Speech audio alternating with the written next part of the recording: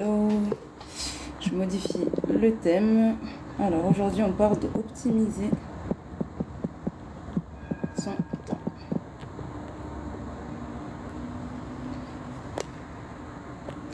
Bienvenue, on va attendre que ça monte doucement et puis on va démarrer le live de ce soir. Je commence un peu plus tôt que d'habitude, ça va bousculer un peu les habitudes, mais bon, j'espère que ça perturbera pas trop de monde. On va attendre qu'on soit un peu plus nombreux et on démarrera.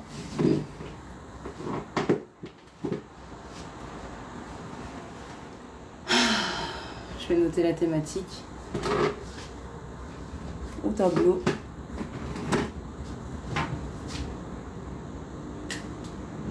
Ah, peut-être qu'on va être... Je vais faire un test. Eh ouais, c'est un effet de miroir.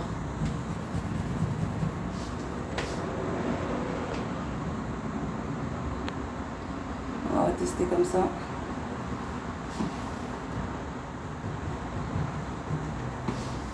On est bon.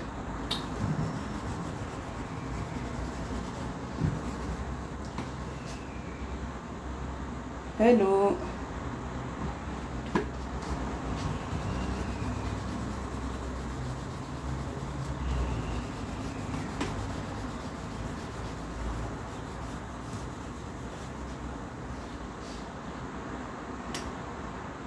Aujourd'hui, on va parler d'optimiser son temps.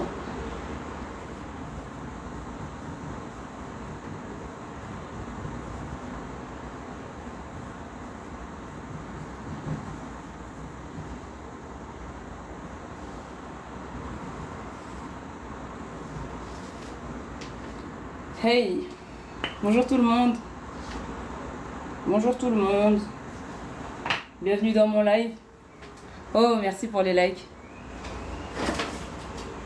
On commence fort aujourd'hui. Bonjour. Comment ça va? Ah, n'ayez pas peur, il y a le bruit de l'orage. Je sais pas où vous êtes vous, mais il y a de l'orage ici.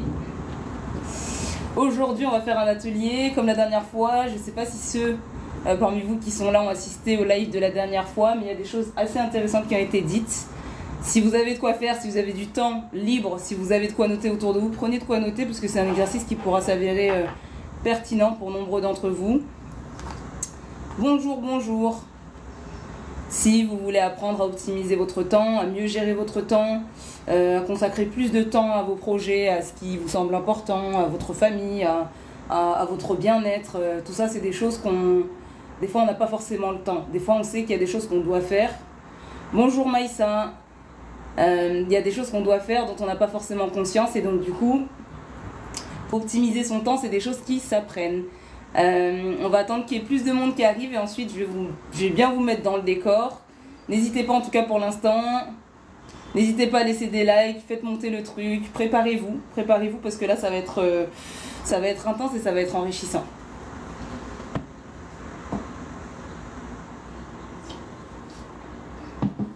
Hey, merci. Bonjour. Hello, Claudia. Salam Bilal, comment tu vas? Hello. Arrêtez, vous allez me faire rougir. Ouais, je rougis, ouais. Alors, le live d'aujourd'hui, optimiser son temps. Prenez de quoi noter, ça va être intéressant. Moi-même, j'ai pris des notes pour pouvoir vous tenir le live. Moi, ça va, merci Bilal. T'étais pas là la dernière fois, il y avait un live assez intéressant. Merci, c'est gentil. Oh, que de compliments ici, hein, c'est incroyable. Oh, Bilal, d'ailleurs, est-ce que ça t'intéresserait d'être un de mes... comment on appelle ça? Modérateurs. Je sais que t'es souvent là et que t'es assez bienveillant et donc du coup, il y a une petite relation de confiance qui se crée. Si jamais tu veux pas, c'est pas grave, mais si ça t'intéresse, en tout cas, je te mets comme ça au moins...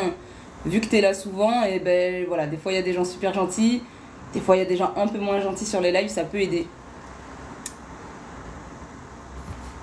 On va bientôt commencer. Prenez de quoi noter, papier, stylo, ou juste le petit truc de notes dans votre téléphone. Je sais pas si vous pouvez avoir deux applications ouvertes en même temps. En tout cas, aujourd'hui, on va parler de optimiser son temps. Ça va Claudia, merci, et toi? Qu'est-ce que tu racontes de beau là? J'ai vu un petit post de toi il y a pas longtemps, t'étais bien charmante, hein. À la plage, je crois. Bon, allez, j'en dis pas plus. Alors, j'espère que vous avez pris de quoi noter. Ah, ok, donc c'était bien ça. Ouais, courage, hein. Septembre, la rentrée, là, c'est pas facile. Préparez-vous. Ah ouais, les îles Canaries, c'est ça qu'on aime. Chiche. Trop bien. Ça s'est bien passé? J'imagine. Si t'es dégoûté de rentrer, j'imagine. Alors voilà. Je suis partie, pas trop, j'ai bossé un peu, j'ai fait un petit week-end à Rome. Et sinon, j'ai pas trop bougé. Mais ça va, j'habite dans le sud, du coup ça va, il y a la mer pas loin, je ne me plains pas. Quelqu'un qui vient de la banlieue parisienne, ouais. Oui, c'est vrai, c'était un très bel endroit, franchement, je suis contente d'avoir découvert, c'était la première fois. Moi, je suis de l'Essonne, du 91. Et toi? Moi, je vais arrêter de faire la discussion perso, on va démarrer le live. Je suis avec les clients, je ne... Ah mince, ok, il n'y a pas de problème. Merci Bilal en tout cas pour ton retour. Ça marche, ça marche.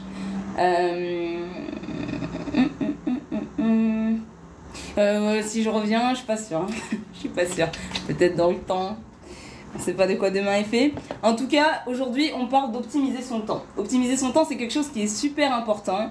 Il y a plusieurs personnes qui ont ce souci-là. Comme je disais la dernière fois, on est tous égaux face au temps, dans le sens où on ne sait pas combien il nous en reste. Oui, je suis dans le sud maintenant. Il y a de l'orage. Ça fait un petit moment. Toi aussi? Bon, j'arrête avec la discussion. Je fais une parenthèse, on reprendra peut-être plus tard. Et donc du coup optimiser son temps c'est quelque chose de super important. Comme je disais la dernière fois,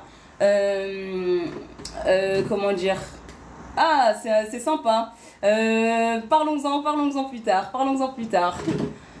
je recentre parce que là je sens que ça va être il n'y a plus qu'à ramener un petit thé, des biscuits et ça y est là ce sera le tea time. Allez, alors je recentre, on parle d'optimiser son temps. Ceux qui étaient là la dernière fois, peut-être que vous allez vous en souvenir.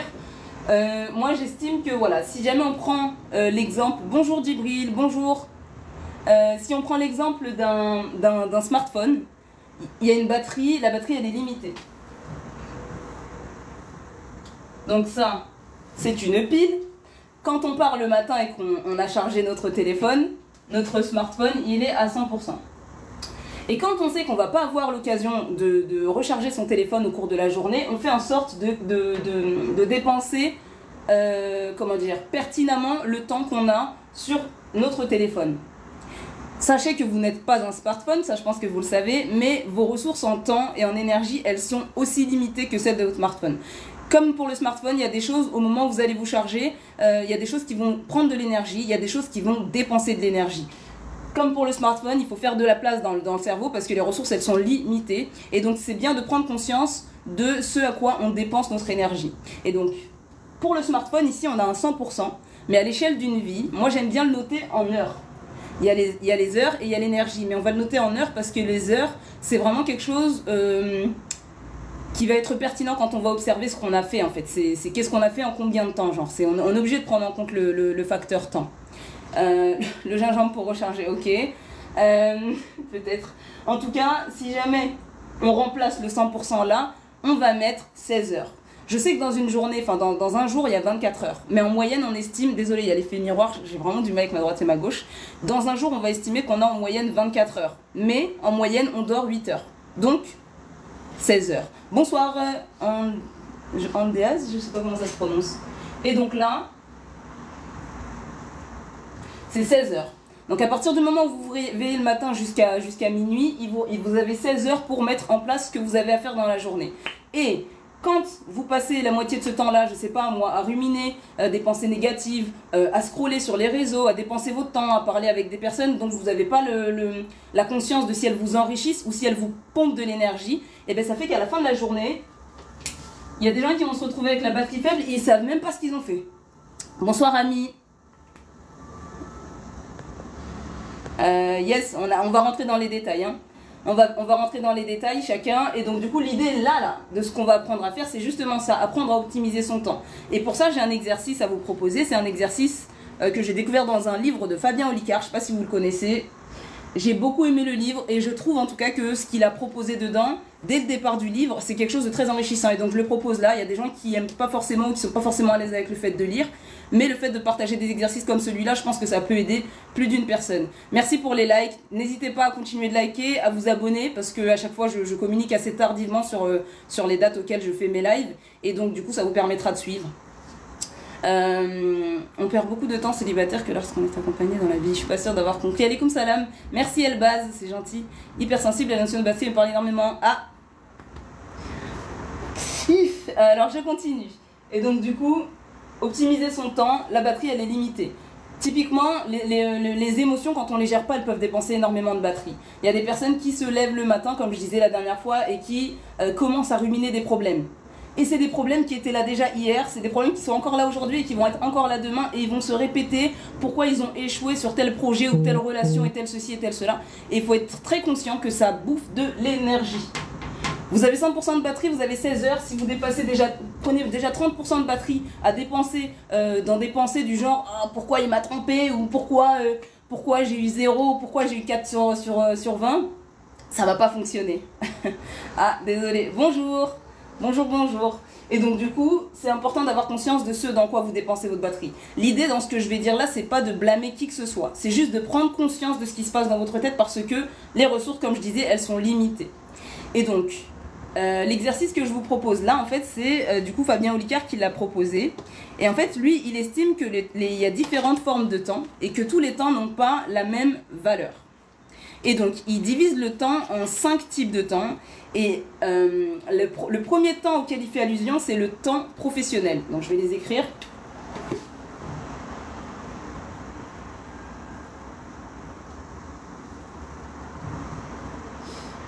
Professionnel. Non. Professionnel. Bah, je sais pas. Je sais pas s'il y a un ou deux N, mais je crois qu'il y en a 2. Bonjour.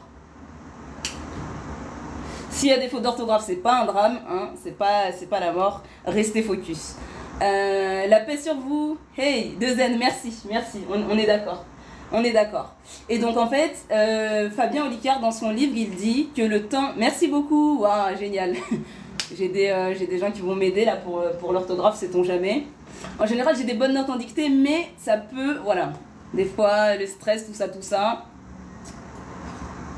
En tout cas, Fabien Olicard, il définit le temps professionnel comme le temps qu'on passe à gagner de l'argent. C'est vraiment le temps qu'on passe à gagner de l'argent. Si jamais je suis salarié dans une boîte et que je fais un 35 heures par semaine, le temps professionnel que je vais dépenser... Ah bah oui, le tableau, c'est mon kiff, c'est mon petit... Quand j'étais petite, j'aimais bien jouer à la maîtresse, bref. Merci en tout cas. Et je me souviens de toi, User 507. Donc le temps professionnel, comme je disais, c'est le temps qu'on passe à gagner de l'argent, très concrètement. Si vous êtes salarié et que vous avez un 35 heures par semaine, c'est votre temps professionnel. Sur les réseaux, est-ce que c'est du temps professionnel? C'est du temps professionnel si jamais vous en gagnez de l'argent. Donc si vous êtes sur les réseaux et que vous ne gagnez pas d'argent, pour l'instant, c'est pas du temps professionnel. Fabien Olicard, le livre, il est là. Il est génial et franchement, celui-là, là, l'exercice que je vous fais, c'est l'un de ceux qui sont dans les premières pages. Donc il rentre très vite dans le vif du sujet, c'est très concret. Et donc le temps professionnel, c'est le temps passé à gagner de l'argent. Si vous faites autre chose qui vous permet de générer de l'argent, c'est du temps professionnel à partir du moment où vous le faites dans le but de gagner de l'argent. Alors ensuite, il met dans ces différentes catégories...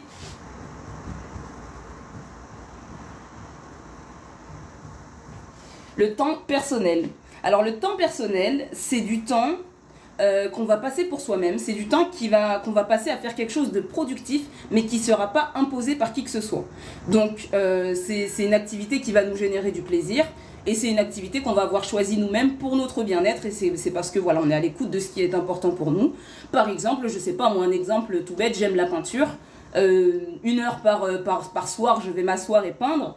Et bien 7 heures par semaine, c'est le temps que je vais consacrer au temps personnel pour moi, faire mon petit kiff. Ça va peut-être pas me rapporter de l'argent, ça va me faire du bien en tout cas. Et c'est moi qui l'ai choisi, personne ne m'a imposé. Alors ensuite, la nuance, elle est fine, mais il va falloir dissocier ce temps-là du temps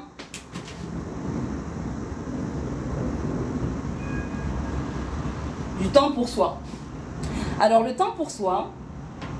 Dites-moi hein, si c'est clair, n'hésitez pas. Merci beaucoup pour les likes, merci beaucoup de vous abonner, de donner de la force. Si jamais vous avez des questions, n'hésitez pas. J'essaie de répartir mon regard entre le tableau et l'écran, comme ça au moins je réponds.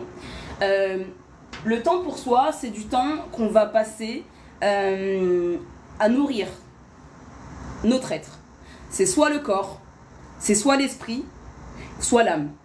Donc ça veut dire que si, voilà, exactement, la méditation c'est du temps pour soi. Une séance à la salle de sport parce qu'on a besoin de se dépenser et d'être en forme, c'est du temps pour soi.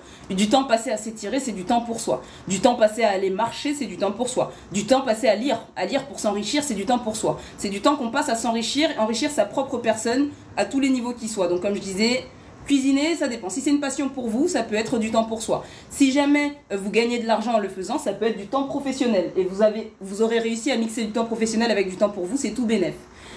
Donc voilà, c'est ce genre de choses. Donc voilà, le temps pour soi, c'est vraiment du temps qui doit être productif. Qui doit être productif et qui doit vous permettre en tout cas de vous enrichir d'une manière ou d'une autre. Voilà, je suis passionnée de je sais pas quoi, je vais me renseigner sur ça, ça me fascine. Hop, c'est du temps pour soi parce que ça m'enrichit. Ensuite, le quatrième type de temps dont on va parler, et là, ça devient un peu moins agréable.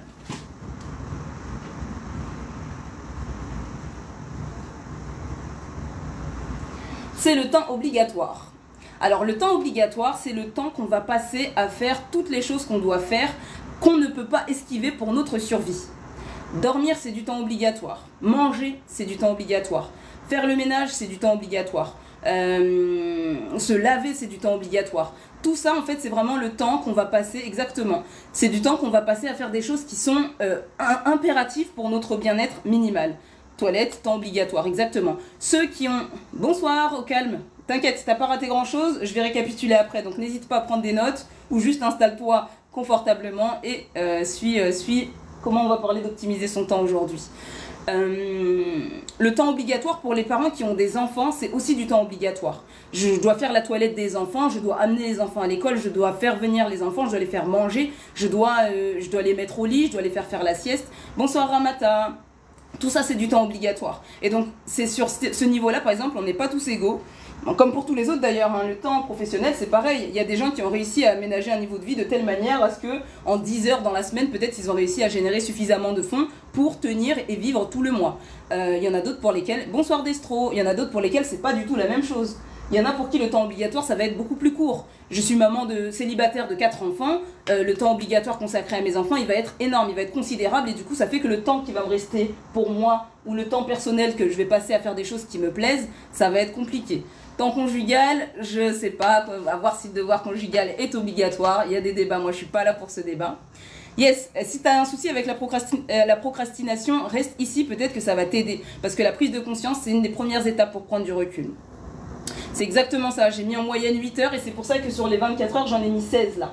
On va dire que là, comme j'avais dit, le temps, c'est une batterie. On va dire si tous les matins on se réveille, on a la batterie pleine, hop, on a 16 heures qui nous restent pour gérer tout ça. Et donc du coup, il nous en reste un dernier. Donc on a parlé du temps professionnel, donc le temps passé à gagner de l'argent. Le temps personnel, c'est le temps passé à faire quelque chose pour soi qui nous fait du bien et pour lequel on n'a pas été on n'a pas été contraint. Bonsoir, comment tu vas? Désolée, j'avais peut-être pas vu ton message. Alors le temps pour soi, c'est le temps passé à s'enrichir physiquement, mentalement, spirituellement. Le temps obligatoire, c'est le temps passé à faire ces corvées qui sont obligatoires et à côté desquelles on ne peut pas forcément passer. Et enfin, le dernier que je vais noter là, c'est là que ça va être un peu compliqué. Mais une fois qu'on a... Rappelez-vous que je ne suis pas là pour blâmer qui que ce soit, on est là pour prendre conscience. Parce qu'une fois qu'on a pris conscience, on peut prendre du recul, on peut travailler sur ce qui nous dérange et on peut s'améliorer. Et donc, le dernier...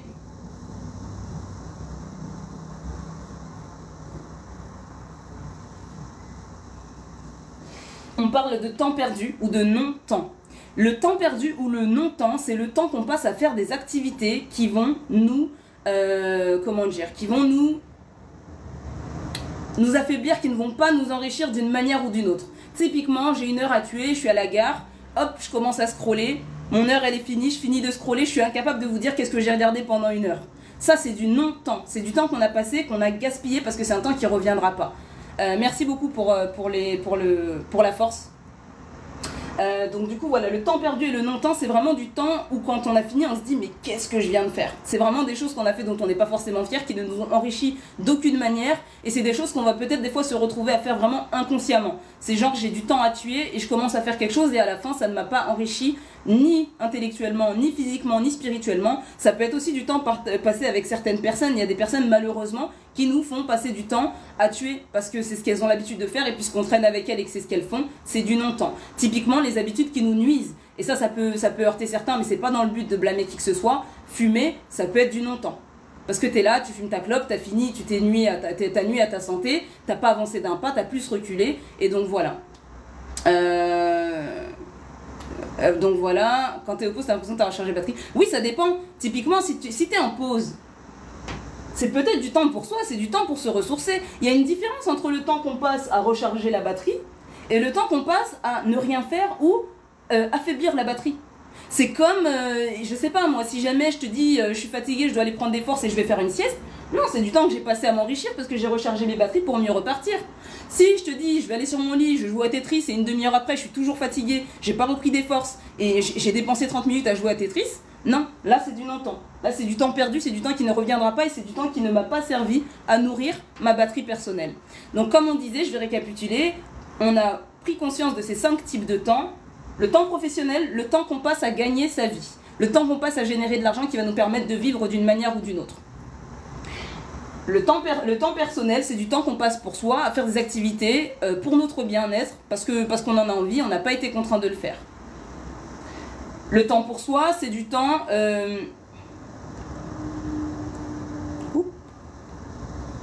Désolée, je vais juste mettre certaines personnes en mieux pour pas être voilà, perturbée.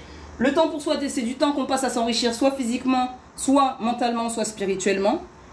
Le temps obligatoire, c'est le temps qu'on passe à faire des tâches qui sont obligatoires pour notre survie et pour notre bien-être. Donc, ça va être se doucher, prendre soin de soi, s'occuper des enfants, se coucher, se lever, prendre son petit déjeuner, faire la vaisselle, faire le ménage, tout ça. Parce qu'on a besoin de les faire pour être dans un minimum de bien-être. Le sexe, je le mets pas dedans dans le sens où chacun a son sens. Peut-être que c'est, je sais pas moi, peut-être que c'est du temps personnel, peut-être que c'est du temps obligatoire pour certaines personnes, mais on peut pas contraindre qui que ce soit et c'est pas vraiment le débat. Ce sera à vous de définir et de déterminer sur la base de ce que j'ai nommé, qu'est-ce qui est important. C'est exactement ce que je disais, le temps pour soi et le temps personnel, c'est pas forcément la même chose. Mais tout dépend, en fait il y a une nuance qui est fine, c'est l'auteur qui fait la nuance, moi j'ai eu du mal parce que pour moi c'est un peu la même chose, mais le temps pour soi c'est du temps vraiment qu'on va passer à s'enrichir. Par exemple, je sais pas, si je suis croyante, je vais passer du temps à aller prier, et c'est du temps qui va être pour moi et qui va me régénérer. Mais peut-être que je le fais en me disant c'est pas quelque chose que là tout de suite j'ai envie de faire, mais je vais le faire pour m'enrichir. Tandis que le temps personnel, il y a zéro contrainte, j'y vais parce que j'ai envie. Je suis passionnée de lire je sais pas moi, les nouvelles de je ne sais quoi, hop, c'est du temps que je vais passer à le faire et en fait ça va m'enrichir. Mais je suis pas partie le faire pour m'enrichir, je suis partie le faire parce que j'ai envie. C'est ça en fait la nuance. La chaîne YouTube elle a été montée, elle est sur elle est en lien sur ma bio, sur mon profil, donc vous pouvez y aller. D'ailleurs je mettrai en rediff ce live là, le live que j'ai fait il y a 2 jours, il est en rediff là-dessus, donc si vous voulez y aller, n'hésitez pas. N'hésitez pas. Merci. Donc voilà, si vous avez noté tout ça, on va passer à la suite de l'exercice et c'est là que vous allez pouvoir identifier vous-même pour vous si dans votre semaine il y a plus de temps professionnel, de temps personnel, de temps pour vous, de temps ou de temps, ou de temps perdu ou de non-temps. L'exercice en fait que je vais vous proposer, alors vous n'êtes pas obligé de jouer le jeu, si vous voulez jouer le jeu en tout cas c'est tout à votre intérêt, et si vous n'avez pas de quoi noter, vous pouvez commencer à faire le calcul de tête. En fait ce qu'on va faire c'est qu'on va calculer la moyenne à l'échelle d'une journée, du temps qu'on perd et du temps qu'on passe à faire en fait notre vie. Et une fois qu'on a ça en face des yeux, on se dit mince, si jamais je veux aspirer à telle vie, il va falloir que je fasse tel et tel changement, tout simplement. Donc on va classer, on va prendre un exemple type de, je sais pas moi, on va l'appeler un exemple Lyonès. Hello, comment tu vas? Allez hop, on va l'appeler Lyonès. Donc Lyonès, on va la prendre comme exemple. Non, on va pas prendre Lyonès parce que Lyonès c'est un bon exemple et je veux pas le perturber. On va l'appeler Josiane. Allez, Josiane. Donc exemple.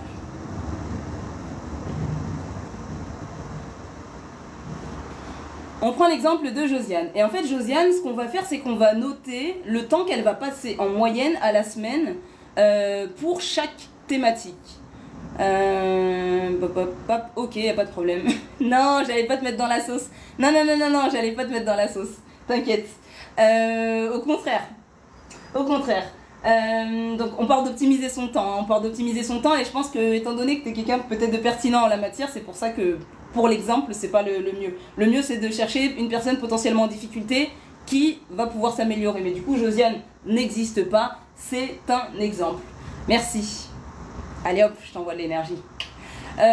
Et donc du coup, Josiane, on va dire que c'est une mère seule qui a, on va dire, 35 ans. Josiane, elle a 3 enfants. Josiane, elle a un travail à temps plein, elle est salariée. Merci beaucoup pour les cadeaux et pour la force. Josiane, elle aime bien... Alors, je pensais que je passais trop de temps sur les réseaux. Bah, ça dépend de comment tu passes ton temps sur les réseaux. Si tu passes ton temps à t'enrichir, peut-être que c'est du temps pour toi ou du temps personnel. Peut-être que c'est du temps professionnel si jamais tu arrives à gagner de l'argent sur les réseaux. Si par contre, quand tu quittes les réseaux, tu as l'impression que ça t'a enrichi d'aucune manière, bah, c'est du temps perdu. C'est pas du temps obligatoire parce que personne n'est obligé d'aller sur les réseaux. Et donc du coup, merci encore une fois pour les cadeaux, merci pour la force, merci pour les likes. Vous commencez à être de plus en plus nombreux et ça fait plaisir. Donc je reprends l'exemple de Josiane. Josiane, 35 ans, 3 enfants, salariée. Josiane, on va lui donner une passion, on va dire elle aime la poterie. On va dire qu'elle a un atelier de poterie. Et Josiane, elle vient en consultation, elle me dit, j'en ai marre, j'ai l'impression que j'avance pas, chaque fois que mes journées elles commencent, elles sont finies aussitôt. C'est pas facile d'être mère de 3 enfants, maman seule et tout. Yes, je le fais avec le cœur bien sûr. Pour pour ceux que ça aide, franchement c'est génial. Et étant donné que ça m'a enrichi moi, je me dis que voilà, c'est mon petit don.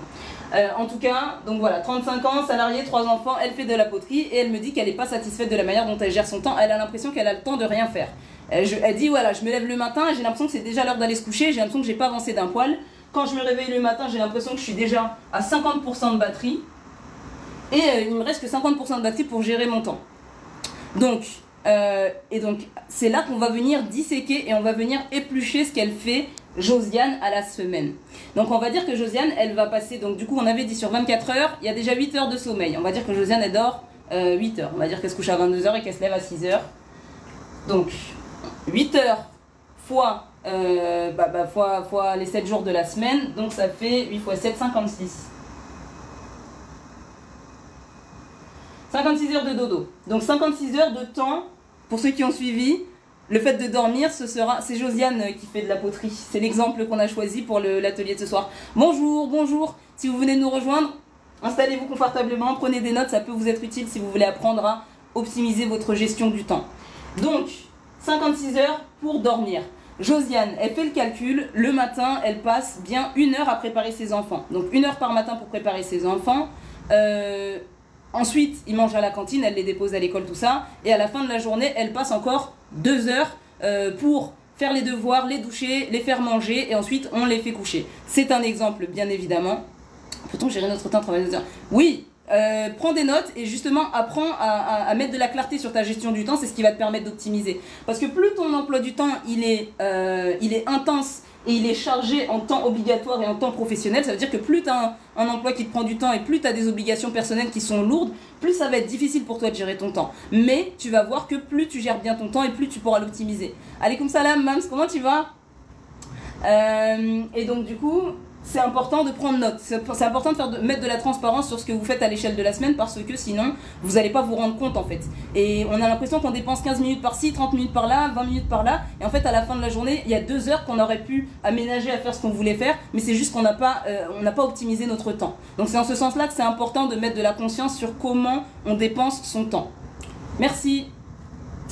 Donc du coup, on a dit, Josiane, elle passe 3 heures par jour pour préparer les enfants quand il y a école. On va dire qu'il y a 5 jours par semaine. Ne commencez pas à me dire oui, mercredi, pas mercredi. Je ne sais plus exactement. Donc 3 heures par jour, 5 jours dans la semaine, ça fait 15 heures pour les enfants. Et ce sera une moyenne, hein, bien évidemment. Ensuite, Josiane, elle travaille en 35 heures. 35 heures de travail par semaine, donc on va mettre 35 heures. Josiane, elle est passionnée par la poterie, mais elle a absolument pas le temps. Et donc du coup, Josiane, elle me donne ces informations-là, mais moi j'ai envie de creuser un peu plus. Je lui ai demandé à Josiane comment s'est passée ta journée de lundi dernier. Donc elle va dire, voilà, je me suis levée, j'ai commencé par préparer mes enfants, ensuite je me suis préparée moi, donc j'ai mis peut-être 1 heure pour se préparer le matin. Et donc là, je me dis, ok, Josiane, elle prend 1 heure de temps obligatoire, donc 1 heure pour se préparer pour aller au travail, 30 minutes pour y aller, 30 minutes pour revenir, donc ça fait déjà 2 heures. Et donc du coup, ça c'est du temps obligatoire. Donc on va mettre 2 heures par jour, 5 jours dans la semaine, donc du lundi au vendredi. Et donc on a dit 2 fois 5, 10. 10 heures pour se préparer et aller au travail. Préparation et trajet.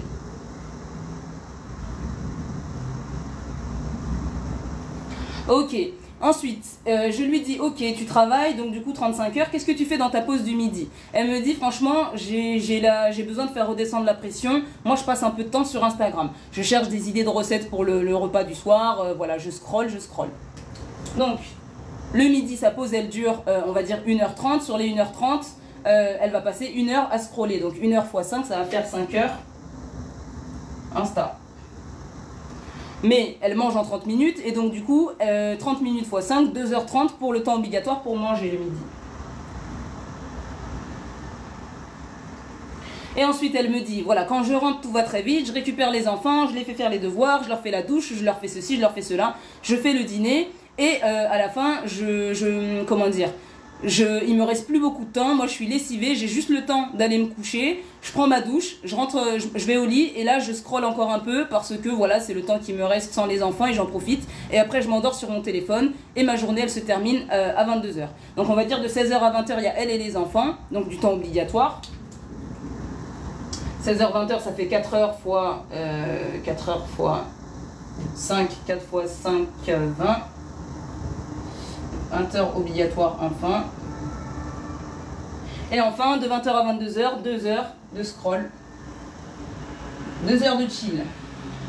Ça, c'est sa semaine. Salut Daouda, bonsoir tout le monde. N'hésitez pas à prendre de quoi prendre des notes. Et donc, je lui dis, tu fais quoi le week-end avec les enfants? Elle me dit, je sais pas trop. Franchement, en général, je suis tellement lessivée de ma semaine que je fais rien. Des fois, j'amène les enfants au parc ou des fois, j'essaie de faire des activités pour pas trop les embêter parce qu'ils s'ennuient, mais vraiment pour moi je fais rien de spécial. Et donc du coup de là on creuse. Et en fait ce qui va se passer si vous voulez creuser avec cet exercice là, si vous voulez vraiment aller au bout de cet exercice, c'est qu'on va arrondir et on va faire une moyenne à l'échelle d'une journée.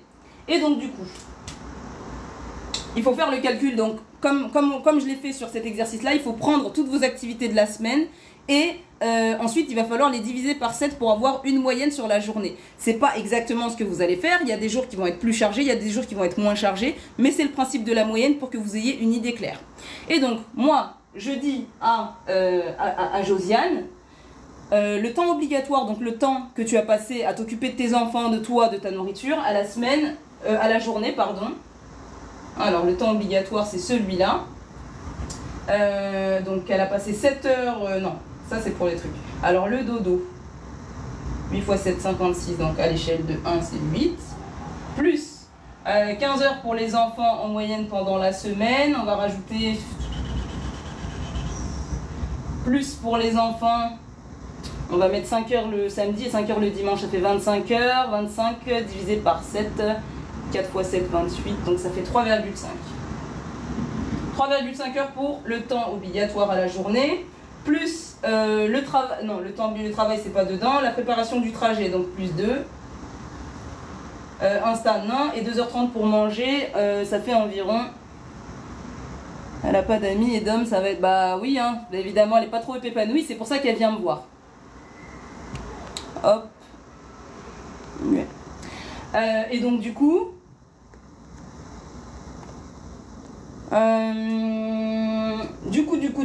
il lui reste donc le temps obligatoire qu'elle passe, comme on a dit, le temps qu'elle passe à faire vraiment les tâches qui sont obligatoires et qu'elle ne peut pas enlever, c'est déjà 8 heures plus 3,5, 9, 10, 11, 12, 13. Elle passe déjà 13 heures par jour à gérer sa vie. Ensuite, le temps qu'elle passe, le temps professionnel qu'elle passe à gagner de l'argent, on a dit 35 heures et donc du coup elle va passer 7 heures par jour. Ça fait déjà 20 heures. Et là, je lui dis à Josiane, qu'est-ce qui se passe avec le reste du temps? Il est où le temps que tu passes pour toi? Donc, visiblement, comme vous l'avez vu sur son exemple, Josiane, le temps qu'elle passe pour elle, c'est 0, parce qu'elle a une passion, mais elle en vit pas. Donc, enfin, elle en vit pas, elle se fait pas plaisir, 0. Temps personnel non plus, elle fait rien.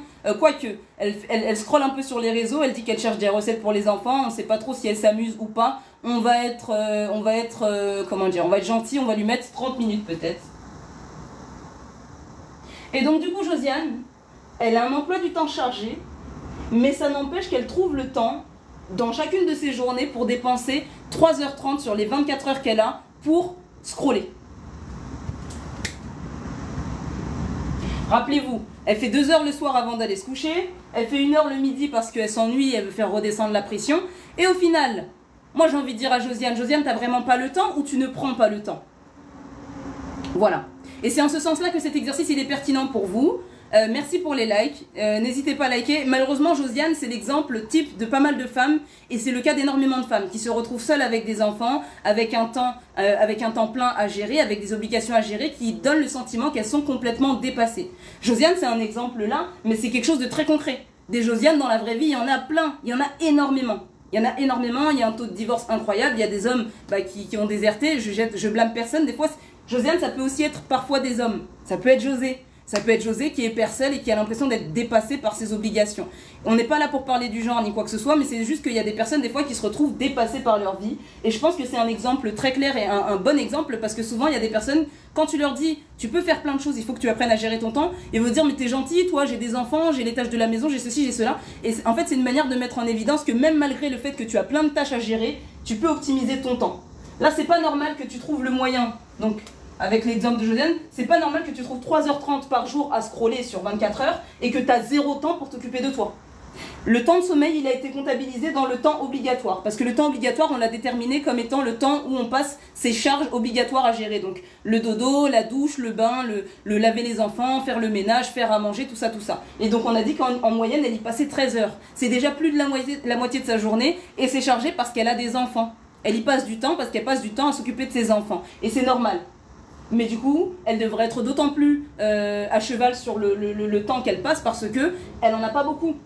Typiquement, si je fais la même chose pour, je sais pas moi, Jean-Charles, adolescent, il est à la fac, il peut choisir lui-même le temps qu'il va aménager, il vit chez ses parents, donc il n'a pas beaucoup de temps professionnel, il n'en a pas besoin, et bien peut-être qu'il va avoir beaucoup plus de temps à tuer ou beaucoup plus de temps pour les autres activités. Mais ça n'empêche que même Josiane, à l'échelle de sa vie de Josiane, elle va pouvoir optimiser son temps si elle le souhaite.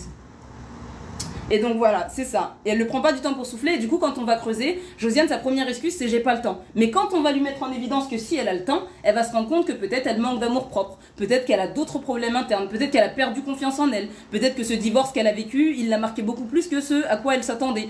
Peut-être que les enfants, elle s'en sert comme excuse. Et là, elle se rend compte que les enfants, c'est pas une excuse parce que même en considérant le temps accordé aux enfants dans le temps obligatoire, il reste 3h30 pour soit passer du temps pour elle, soit passer un peu plus de temps personnel pour faire des trucs qui lui font plaisir, mais soit pour faire autre chose en fait que ces 3h30 qu'elle dépense là et qui ne reviennent pas. Merci beaucoup pour les retours. C'est quoi la différence entre le temps personnel et le temps pour soi? Je vais refaire un petit récap pour ceux qui ont loupé là. Prenez de quoi noter. Donc du coup, comme je disais, c'est toujours important de parler des sources. C'est dans ce livre-là que j'ai trouvé cet exercice et franchement, j'ai beaucoup aimé. C'est Fabien Olicard. Donc il propose des choses super intéressantes. Courage Judith, c'est pas facile mais tu peux te prendre en main. Déjà si tu es dans ce live là, c'est que tu es sur la bonne voie. Ça va aller un pas à la fois. Des fois on est un peu, comme ils disent les anglais là, overwhelmed. On est un peu surchargé et il y a besoin de faire redescendre la pression et ça passe par de la prise de conscience. C'est ok, chacun son rythme et chacun ses épreuves. Donc du coup l'idée de cet atelier là, comme je disais, c'était d'apprendre à optimiser son temps. On a évoqué la batterie, donc un peu comme une batterie de téléphone qui est un peu, qui est chargée. Dès le matin, on se lève, ça veut dire qu'on a à nouveau la chance. Il nous reste, ah génial, coucou MM Business, je savais pas que tu étais là. Parfait. Et donc du coup, l'idée c'était vraiment de se dire comment on fait nous avec notre batterie pleine pour optimiser notre temps. On arrive le matin, on se réveille, tac, on a eu la chance de vivre, on voit le jour, on se dit, je sais pas encore si je vais jusqu'à ce soir, mais on part du principe que oui. Et donc là, il nous reste 16 heures parce qu'on se dit qu'on a dormi en moyenne 8 heures. Je sais qu'il y en a qui dorment moins, c'est une moyenne. Et donc dans les 16 heures, comment je vais optimiser mon temps? Et donc de là, on a parlé des différents types de temps que Fabien Olicard évoque dans son livre. Il a parlé du temps professionnel, donc c'est du temps passé à gagner de l'argent. Temps professionnel, temps passé à gagner de l'argent. Si vous ne passez pas ce temps-là à gagner de l'argent, c'est que ce n'est pas du temps professionnel. C'est du temps à faire autre chose. Merci Najline. C'est important la bienveillance, c'est la base. Donc du coup, temps professionnel, temps passé à gagner de l'argent. Temps personnel, c'est le temps passé à faire quelque chose pour lequel personne ne nous a contraints. On le passe à faire quelque chose qui nous fait du bien et c'est parce qu'on a envie. Ça peut être le temps passé à faire, je sais pas moi, j'ai une série que j'aime beaucoup, c'est, je sais pas moi, Nature et Découverte. Ça n'existe pas, mais bon voilà, tout ça pour dire que, enfin peut-être que si, tout ça pour dire que c'est mon kiff. Personne m'a demandé de le faire, je sais pas si ça va forcément m'enrichir ou quoi, mais ça me fait du bien. Ça me fait du bien. Notez bien cette nuance. Le temps pour soi, c'est du temps qu'on va passer à s'enrichir, soit physiquement, soit mentalement, soit spirituellement. C'est du temps qu'on va passer en se disant, quand j'ai fini cette action-là, ça m'aura enrichi d'une manière ou d'une autre. Si j'ai fait du sport, c'est du temps pour moi. Si j'ai fait une heure de méditation et que j'ai besoin de méditer, c'est du temps pour moi. Si j'ai passé 5 minutes en prière et c'est un truc qui me fait du bien, c'est du temps pour moi. Spirituellement, voilà, c'est propre à chacun. Mais ça doit être enrichissant d'une manière ou d'une autre. À la différence du temps personnel, le temps personnel, je me suis pas contrainte de le faire. On peut parfois se contraindre d'aller à la salle de sport parce qu'on sait que c'est bon pour nous et qu'on en a besoin. Mais le temps personnel, voilà, on ne s'impose pas. Temps obligatoire. Alors le temps de transport, c'est typiquement le temps obligatoire. Le temps obligatoire, ça va rentrer dans le temps des tâches qu'on doit faire obligatoirement pour pouvoir vivre. Donc, quoique, est-ce que c'est du temps professionnel ou est-ce que c'est du temps obligatoire? D'une manière ou d'une autre, ça va être un temps auquel on va être contraint. Donc c'est soit l'un, soit l'autre. Mais moi, j'irais plus sur le temps obligatoire. En vrai, ça ne change pas grand-chose parce que c'est du temps que si on est obligé de le faire, on ne va pas pouvoir le retirer. Donc temps obligatoire, le temps que je passe à faire les choses qui sont obligées de faire. Donc me laver, me nourrir, faire le ménage, faire à manger, faire les courses, faire ces choses-là dont je ne sais même pas si j'ai envie, si j'ai pas envie, je dois les faire pour survivre et pour mon équilibre minimal de base. Donc temps obligatoire. Et enfin le temps perdu ou le non-temps, c'est le temps qu'on a passé à faire une activité qui n'a été ni enrichissante, ni plaisante. Des fois on fait des choses, on ne sait même pas pourquoi on les fait. Comme je disais, donc l'exemple que j'avais donné à ça, c'est quand j'ai du temps à tuer, je commence à scroller, je cligne des yeux, j'ai l'impression qu'il s'est passé 3 heures mais j'ai rien appris. Si on me demande t'es tombé sur quelle vidéo, je vais pouvoir en rappeler une ou deux qui étaient super drôles ou un truc comme ça tout au plus, et je suis incapable de rappeler ce que j'ai appris. Ça, c'est vraiment du temps perdu qui ne reviendra pas et c'est ce qu'il appelle du non-temps. Et donc, c'est important de prendre conscience de ce non-temps. Et donc, on a fait l'exemple pour ceux qui veulent reproduire l'exercice chez eux. C'est, on prend toutes les activités qu'on a fait la semaine passée, on peut dire, parce que les gens, des fois, quand on a envie comment dire, on a du mal à s'admettre les choses et du coup, on s'imagine qu'on fait des choses, mais dans le concret, c'est très différent. Ah oui, moi, je passe du temps à m'enrichir. Ouais, mais la semaine dernière, t'as fait quoi? Ah non, mais la semaine dernière, c'était différent. Ben, en fait, non. Donc prenez des exemples concrets, prenez une semaine du jour 1 jusqu'au jour 7, ce que vous avez fait jour après jour. Vous notez chaque tâche, vous les catégorisez dans ces différentes catégories-là, et enfin, vous faites une division par 7 et ça vous donne la moyenne. Et donc quand on a pris l'exemple de Josiane, on s'est rendu compte qu'elle passait énormément de temps obligatoire donc à faire ses tâches parce qu'elle était mère célibataire de 3 enfants. Elle passait beaucoup de temps aussi au travail, parce qu'elle a un temps plein et qu'elle est salariée, et après ça, en fait elle passait peut-être un peu de temps à scroller on va dire sur des choses qui étaient potentiellement un peu enrichissantes parce que scroller c'est pas forcément ça peut être enrichissant. Typiquement le live qu'on fait là, c'est pas du temps qu'on va passer, qu'on va jeter à la poubelle, si vous avez pris des notes du moins. Et donc du coup on a quand même remarqué que sur 24 heures où elle est très débordée, elle passe quand même 3h30 par jour à dépenser du temps à ne rien faire. Donc là, sur ce live, je suis sur un temps pour moi, vu que j'apprends Exactement. Si tu t'enrichis à l'issue de ce live, c'est du temps pour toi. C'est du temps que tu auras pris à nourrir ton intellect et peut-être aussi plein d'autres choses. Donc Inès, voilà. Ah oui, c'est ça. Oui, merci pour la réponse. En effet, comme je disais, le temps professionnel, c'est du temps passé à gagner de l'argent. Ça veut dire que si je te dis... en 30 minutes de temps professionnel, tu as gagné combien et que tu me dis 0, ça veut dire qu'il y a un problème et que c'est pas du temps professionnel. Donc du coup, comme je disais, voilà, il y a des... Ne vous faites pas avoir et quand vous êtes débordé, ne pensez pas que vous n'êtes pas capable de perdre du temps. Comme je disais, Josiane, elle est mère célibataire de 3 enfants, elle a 35 ans, elle a l'impression d'être dépassée par les événements. Salut, merci. Elle a l'impression d'être dépassée par les événements. Elle a une passion, on n'en a même pas entendu parler tellement elle se donne pas de temps pour vivre sa passion parce qu'elle a l'impression qu'elle a pas beaucoup de temps. Et en fait, quand on creuse un peu, on se rend compte que Josiane, c'est plus dans sa tête qu'elle a l'impression de perdre son temps en fait. Et si on fait bien attention, Josiane, en fait, les problèmes, c'est pas du temps qui lui manque. C'est peut-être de la confiance en elle. C'est peut-être des gens avec qui échanger, des gens avec qui parler de ses problèmes, des gens avec qui parler de son divorce dont elle s'est pas forcément remise et qui lui donnent l'impression qu'elle a moins de valeur que ce qu'elle a vraiment. Donc voilà, c'est tout plein de choses qui font que Josiane, en fait, elle préfère se dire qu'elle n'a pas de temps, mais au final, elle dépense 3h30 de son temps à scroller. Scroller, c'est pas quelque chose que je diabolise. Des fois, il y en a qui scrollent parce que ils procrastinent, parce qu'ils ont peur de faire d'autres choses. Ou peut-être que c'est leur moyen de faire redescendre la pression par rapport à un stress et ils veulent juste se vider la tête. De la même manière qu'il y en a d'autres, ils vont manger de la malbouffe parce que à cet instant précis, ça les soulage. Et l'important, c'est surtout d'en avoir conscience. Je ne suis pas là pour blâmer qui que ce soit, chacun vit comme il l'entend, mais l'idée c'est vraiment d'en avoir conscience pour pouvoir y faire quelque chose. Donc comme on a dit, on catégorise, on fait la moyenne à l'échelle de la semaine, à l'échelle d'un jour, pardon, et à la fin, on a sous les yeux, très concrètement, ce qu'on fait de notre temps. Et si jamais on se rend compte qu'on perd beaucoup de temps, parce qu'au final, vous voyez, si jamais je demande aux gens, ah, c'est une batterie à 100%, tu vas pas gâcher quand même 15% à ne rien faire. Non, 100% c'est super important. Je sais pas, moi, la batterie de ton iPhone, tu vas pas la dépenser à ouvrir une application et à la laisser bouffer de la batterie sans rien faire. Tout le monde va dire, mais évidemment, tu dois garder ta batterie, t'en as 100%.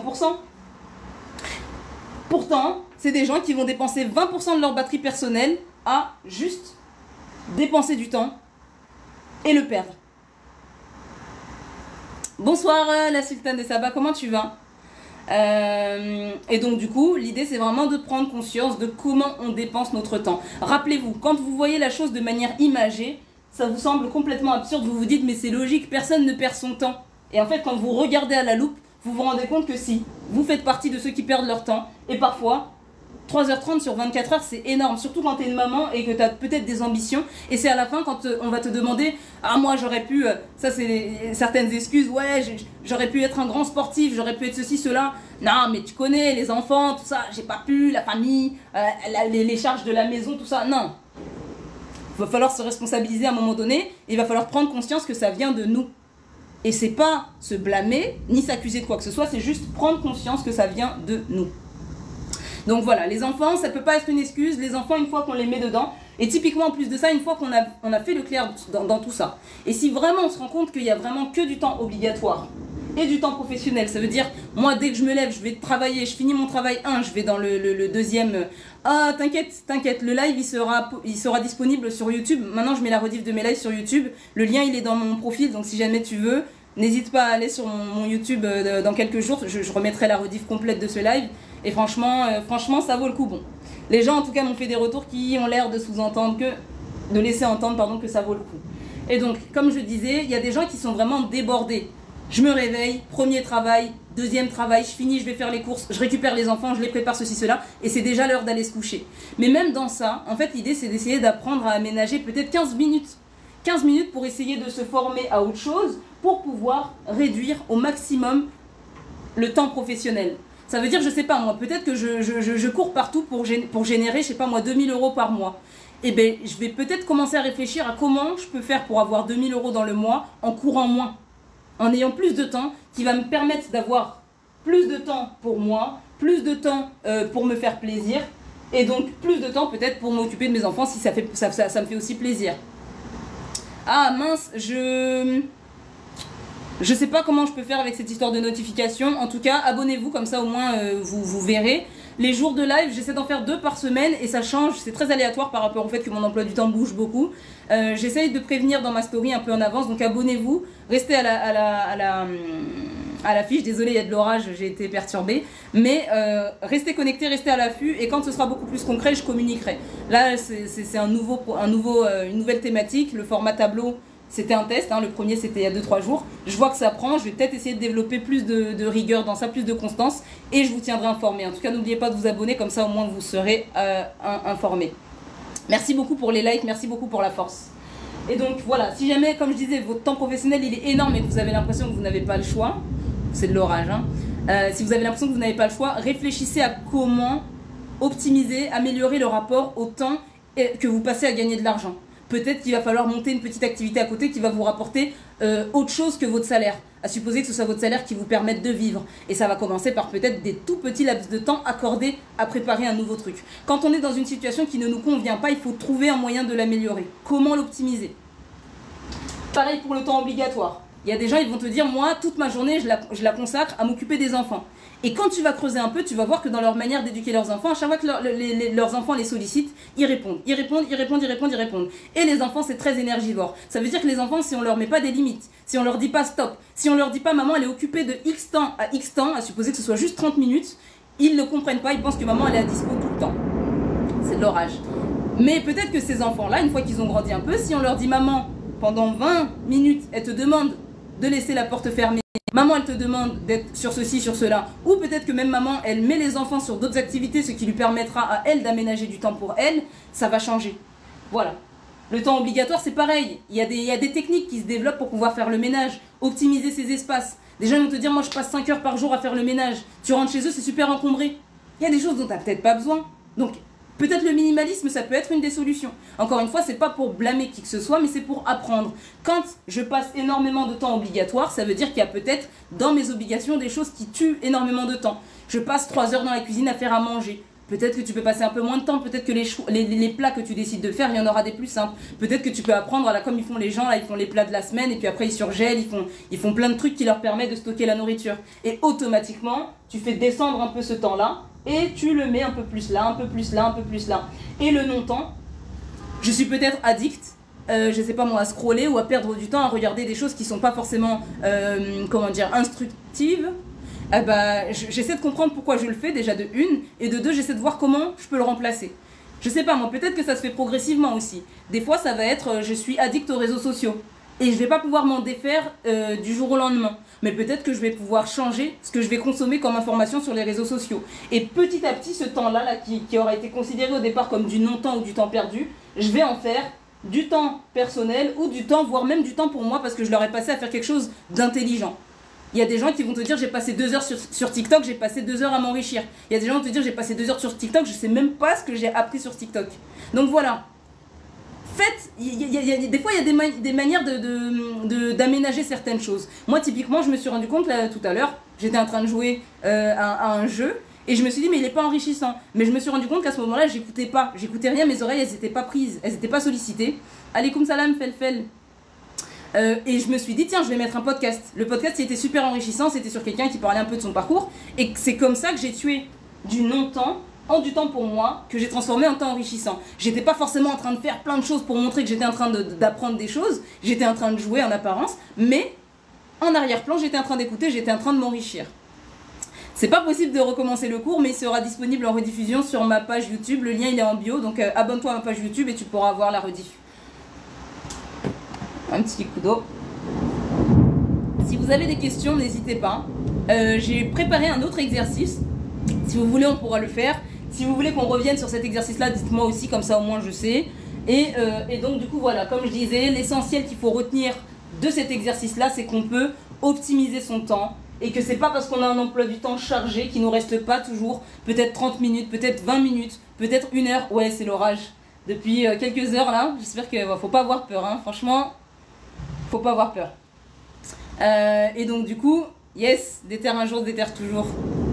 Et donc du coup, voilà, comme je vous le dis, apprenez à catégoriser votre temps et rappelez-vous, quand vous vous levez le matin, quand vous prenez du temps à vous rappeler de ce que vous avez fait hier, avant-hier, à vous rappeler de ceci, de cela, si vous ressassez en plus en parlant, vous appelez votre copine, vous faites, voilà, vous ressassez encore ce qui s'est passé à la soirée de je sais pas quoi, c'est du temps et de l'énergie de perdu. C'est 20 minutes par là, 30 minutes par là, 3 heures par là. Et en fait, on se rend compte que c'est du temps qui va être passé au non-temps. Et donc, du coup, une fois que vous aurez fait ça, petit récap de 1 minute, j'en ai fait plusieurs. Allez, puisque tu insistes, je fais un dernier récap et après, on passe à autre chose. Donc, en fait, je parlais du livre de Fabien Olicard. Votre temps est infini, pardon. Et donc, c'est un livre super enrichissant. Et dans les premières pages de ce livre, en fait, il parle de catégoriser le temps en 5 catégories différentes. Il parle du temps professionnel qu'on appelle, on appelle le temps professionnel le temps qu'on passe à gagner de l'argent, tout simplement. C'est du temps que tu as passé à gagner de l'argent, à gagner ton salaire, à gagner, je sais pas moi, ce qui te permet de vivre. C'est du temps à gagner de l'argent. Le temps personnel, c'est du temps passé à faire quelque chose qu'on t'a pas contraint de faire, qui te fait du bien et que tu as envie de faire. À la nuance, du temps pour soi, c'est du temps que tu vas passer à faire quelque chose pour toi, mais qui sera forcément enrichissant, que ce soit physiquement, que ce soit mentalement ou spirituellement. Donc dans tous les aspects de ta personne, c'est du temps que tu vas passer à t'enrichir, comme aller à la salle de sport, comme être en méditation, comme faire ce genre d'activités qui vont t'enrichir d'une manière ou d'une autre. Le temps obligatoire, c'est le temps que tu vas passer à faire les corvées obligatoires. Le ménage, la douche, la cuisine, laver les enfants, faire dormir les enfants, la sieste, peut-être si tu as besoin de faire une sieste. Voilà, c'est le temps que tu vas passer à faire des choses qui te permettent de tenir debout. Et enfin, le temps perdu, le non-temps, c'est le temps que tu vas passer à faire des choses qui vont t'enrichir d'aucune manière. Tu as passé 1 heure à scroller, quand on demande ce que tu as fait, tu te souviens même plus. C'est clairement du non-temps. Merci pour les dons, merci pour la force, merci pour les likes, merci pour le soutien. Ça fait plaisir. Et donc du coup, on a pris l'exemple de Josiane, 35 ans, salariée, et en fait on a appliqué cet exercice-là. Donc pour appliquer cet exercice-là, en fait Fabien dans le livre il dit, tu regardes ta semaine dernière, si c'est une semaine type, et tu notes vraiment tout ce que tu as fait. J'ai passé 7 heures au travail, j'ai passé 2 heures à faire le ménage et ma douche et ceci. J'ai passé 1 heure ceci, cela, cela. Et une fois que tu as mis tout ça sur le papier, tu arrondis et tu fais la moyenne, donc en divisant chacun de ces temps par 7, et que tu les as catégorisés. Et c'est là que tu te rends compte que sur 24 heures, tu passes en moyenne 12 heures, 13 heures. Là, dans le cas de Josiane, c'était l'exemple. Alaikum salam, bonsoir tout le monde. Merci. Waouh, merci pour les cadeaux. Merci, Père Foras. Contenu simple et sobre et efficace. Ouais, c'est comme ça qu'on avance, je pense. Merci beaucoup, merci à vous. Et donc, du coup, c'est comme ça que tu te rends compte que sur une journée de 24 heures, tu as passé peut-être 12 heures à faire du temps obligatoire parce que tu as dormi 8 heures, peut-être tu as mangé 2 heures, tu as fait le ménage 1 heure, tu as fait ceci, voilà. Tu as passé 7 heures par jour, à supposer que tu fasses un 35 heures à faire du temps professionnel. Du temps personnel, tu as passé peut-être, je sais pas moi, 1 heure à faire un truc que tu aimais bien. C'est l'orage. Désolée. Le livre, on peut le trouver d'un peu partout, hein. Fabien Olicard, il doit être à la FNAC. Ça fait longtemps qu'il est sorti maintenant.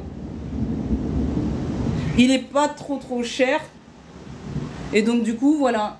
Peut-être que tu peux même le trouver il y a des comment ça s'appelle? Tu sais, quand les livres d'occasion. Peut-être que tu peux les trouver d'occasion.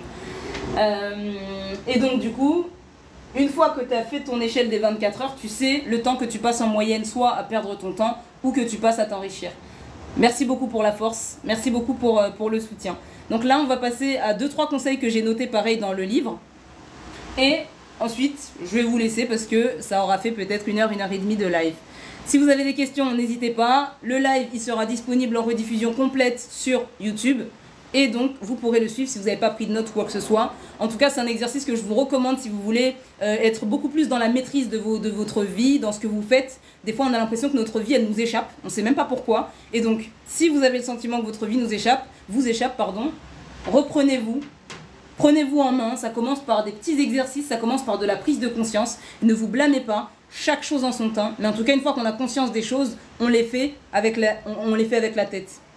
Peut-être que vous n'allez pas du jour au lendemain vous mettre à avoir un truc complètement optimisé, mais au moins vous saurez. Quand vous perdrez votre temps, vous saurez. Donc, j'efface tout ça.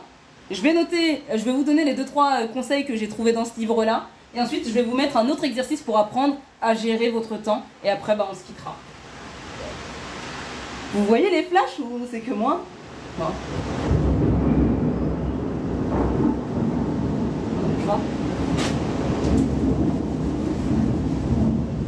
On va garder ça quand même là. Je vais refaire le dessin. Bon, rappelez-vous en tout cas, si vous vous êtes retrouvés. Alors, cette fois-ci, le livre, c'est Votre temps infini de Fabien Olicard. Le live, il sera disponible en rediff complète sur ma page YouTube. Le lien, il est dans ma bio sur mon profil. Comme je vous avais fait le petit dessin de la pile.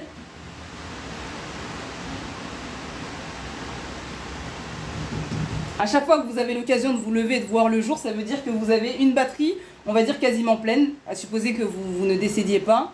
Je connais pas. À supposer que voilà, qu'il ne vous arrive rien de grave dans la journée. Il vous reste 16 heures parce que vous avez dormi en moyenne 8 heures. Et chaque activité que vous allez consacrer, c'est du temps que vous allez dépenser de votre batterie. Donc utilisez-la intelligemment. 16 heures, ça peut être très long, ça peut être très court. Donc typiquement, il y a, alors dans les conseils que j'ai tirés, Fabien Olicard, il recommande en fait de commencer systématiquement la journée par les tâches les plus difficiles. Si jamais il y a des choses que vous n'avez pas forcément envie de faire, c'est commencer par les tâches les plus difficiles. Vous y consacrez peut-être une demi-heure, une heure, et une fois que ce sera fait, au moins, vous aurez tout le temps pour gérer le reste. Si vous commencez par les tâches les plus simples et que vous vous dites, à 20h, je vais me mettre au travail et je vais commencer les tâches les plus difficiles, il y a de grandes chances qu'à 20h, vous ayez déjà à faire. Donc il vous dit, voilà, commencez par les tâches les plus difficiles. Il y a une vidéo comme ça d'un mec, d'un prof, qui parle à ses élèves et qui, en fait, il montre comment, dans un bocal en verre, on peut mettre c'est des balles de tennis, des balles de ping-pong. Et en fait, il met plein de balles de ping-pong. Et après, il demande à ses élèves si le truc, il est plein. Merci, à bientôt. Il demande à ses élèves si le récipient il est plein. Et les élèves, ils disent oui, il est complètement plein, là, c'est impossible de le remplir encore. Et il dit non, je ne suis pas d'accord avec vous. Et donc de là, il rajoute du sable. Il rajoute du sable, et là, les élèves, ils disent ah oui, ça y est, maintenant, il est plein. Et donc du coup, maintenant, ils se disent oui, en effet, il n'était pas plein, mais maintenant, il est plein. Et le prof, il leur demande, est-ce que d'après vous, maintenant, on peut rajouter quelque chose ou est-ce que c'est pas possible? Et les enfants, ils disent, non, non, ça y est, là, il y a le sable, il y a les balles de ping-pong, on peut rien rajouter. Et enfin, il ramène un liquide, je sais plus si c'est de l'huile ou de l'eau, et il rajoute encore. Et il dit, vous voyez, là, il est plein. Tout à l'heure, il n'était pas plein. Et c'est une manière de dire que dans une même pile, si vous respectez ce même ordre, vous allez pouvoir mettre énormément de choses. Si vous commencez par mettre du sable et qu'ensuite vous mettez le liquide et après vous essayez de mettre les balles de ping-pong, ça ne va pas se passer de la même manière. Donc voilà, ce qui prend de la place, les grosses tâches, les grosses choses qu'on a envie d'accomplir, on commence avec le matin. C'est comme une manière d'optimiser son temps. Et donc du coup, voilà. Yes, Wesley, les connaisseurs connaissent. Donc du coup, voilà, prenez à optimiser votre temps et commencez par les tâches difficiles. Même si vous rechignez, une fois que c'est fait, au moins vous pouvez, à la fin de la journée, vous dire, de toute façon, j'ai fait. Ensuite, il y a une autre expérience que j'ai notée. C'est Socrate, ça vient de Socrate. Et en fait, c'est Socrate peut-être qu'il y en a qui la connaissent. Dites-moi si vous la connaissez d'ailleurs. C'est un de ses disciples en fait qui vient le voir et qui lui dit j'ai un truc à te dire. Il se parle pas comme ça, mais je fais les voix, donc je me permets. Il dit ouais, j'ai un truc à te dire. C'est au sujet de Diogène. Et Socrate, il dit alors avant que tu me dises ce que tu as à me dire, je vais le faire passer sous 3 filtres. Le premier filtre, c'est est-ce que ce que tu vas me dire, tu es sûr à 100% que c'est vrai? Et là, son disciple, il lui dit non, je suis pas sûr à 100%. Salut Mamadou, je suis pas sûr à 100%, c'est quelque chose que j'ai entendu, mais je suis pas sûr. Ensuite, il dit ok, d'accord, bon, c'est pas grave. Dans ce cas, est-ce que ce que tu as à me dire, c'est quelque chose de positif? Hello.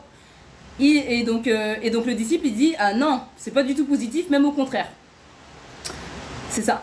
Et donc du coup, il dit bon bah voilà, on va passer par la troisième question, c'est est-ce que ce que tu vas me dire là, c'est utile? Et le disciple lui dit non, c'est pas forcément utile, je pense pas. Et là, il lui dit mais en fait, pourquoi tu viens me transmettre cette information? Toi-même déjà, pourquoi tu parles de choses qui sont ni forcément vraies, ni positives, ni utiles? Et pourquoi tu viens me les dire à moi?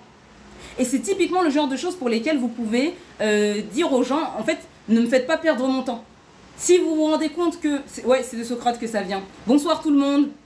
Si vous vous rendez compte que les gens avec lesquels vous interagissez, vous retrouvez à parler constamment de choses qui sont peut-être pas forcément vraies, de choses qui sont pas forcément positives et pas forcément utiles, vous perdez très probablement votre temps. Il y a de très très très grandes chances que vous perdiez votre temps. Donc, typiquement, quand vous êtes sur les réseaux, si vous voyez des informations et que il y a des grandes chances que ce soit des fake news, mais qu'en plus de ça, c'est pour aller blâmer quelqu'un. Merci beaucoup Baki.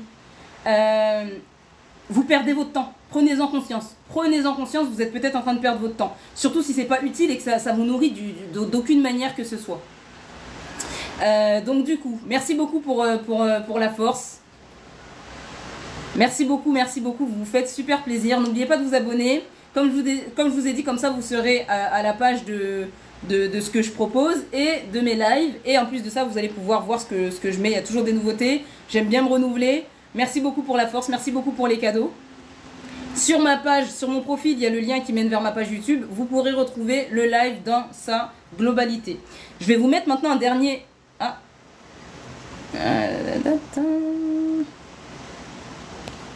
Désolé, petit test. Donc du coup, je vais vous mettre un dernier... Hop. Je vais vous mettre un dernier truc, c'est un dernier outil, pardon, c'est... en fait, j'ai pas mis de lien sur mon profil, mais normalement, il y a ma page YouTube. Tu peux me dire si tu la vois, parce que si tu la vois pas, ça veut dire que t'es peut-être pas le seul, et ça m'inquiète un petit peu.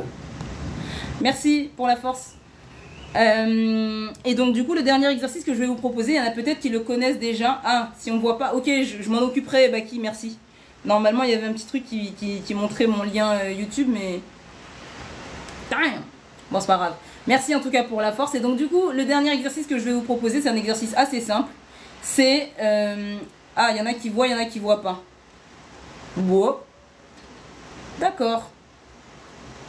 Ok, je mettrai le lien. Alors, je mettrai le lien à la place de là où les gens mettent leur site internet. Et donc là, l'exercice que je vais vous proposer, comme je disais, il y en a qui connaissent, il y en a qui connaissent pas. C'est la matrice d'Eisenhower. Najline, j'ai plusieurs professions, je fais plein de choses et donc du coup, je reviendrai dessus. À chaque live, on me pose la question et à chaque live, je m'étale un peu trop. Du coup, je reviendrai peut-être à la fin si tu veux, si tu veux bien. Et donc du coup, la matrice d'Eisenhower, je ne sais pas si vous la connaissez.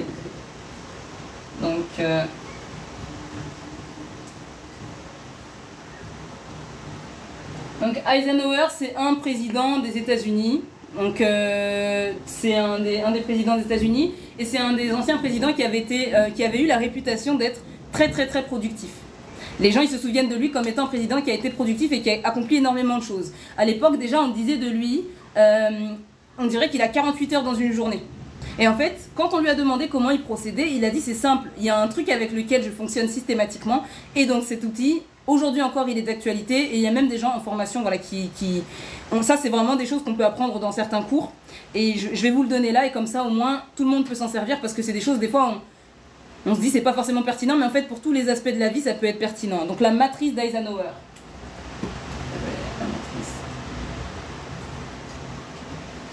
Alors, Eisenhower, ce qu'il faisait, c'était simple, vous pouvez aussi le faire si vous voulez, c'était qu'il prenait une feuille de papier et qu'il divisait en 4. Et en fait, il notait ici ce qui était urgent, ce qui n'était pas urgent, ce qui était important et ce qui n'était pas important.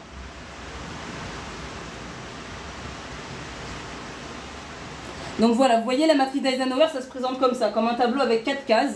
Et donc, il notait en fait toutes les actions qu'il devait mener. Il fallait que ça rentre forcément dans une de ces 4 cases. Par exemple, vous vous réveillez le matin, vous savez que vous avez plusieurs choses à faire. Est-ce que c'est urgent, est-ce que c'est pas urgent? Et si c'est urgent, est-ce que c'est important ou est-ce que c'est pas important? Il y a de l'orage. Et donc, Eisenhower, une fois qu'il avait ce tableau-là, pour chaque tâche qu'il avait à accomplir, dans ce qui noté dans le urgent et important, moi je sais pas, typiquement, je sais pas, je dois aller au médecin parce que j'ai fait une crise d'asthme et si ça se reproduit, mon pronostic vital il est en jeu. Urgent, allez au médecin. Allez au médecin.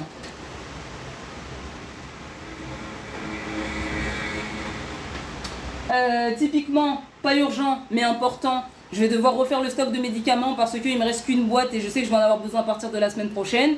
Hop, allez acheter des médocs. J'ai mis les médocs parce que la santé c'est important. Ensuite, il y a des choses qui sont urgentes mais pas importantes. C'est urgent mais c'est pas important. Typiquement, j'ai une amende à payer. Faut que je me dépêche parce que la date elle va passer.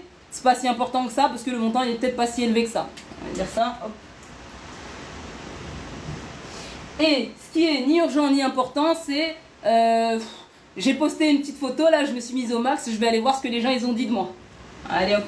Regardez un post, regardez les commentaires. Et en fait, Eisenhower, il va plus loin dans ça. Ce qu'il dit, c'est que quand c'est urgent et important, il faut le faire tout de suite. On laisse pas, on retarde pas quelque chose qu'on doit faire qui est urgent et qui est important. Donc on le fait tout de suite. Bon, il n'y a pas de place dans la case.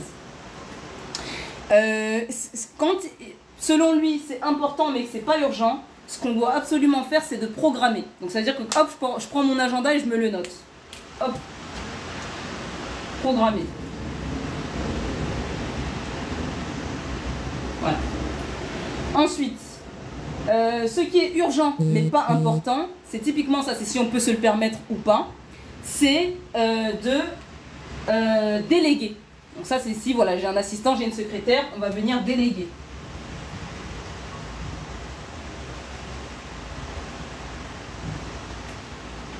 Et enfin, Eisenhower, ce qu'il dit sur la fin, c'est que si c'est ni urgent ni important, pour lui c'est poubelle.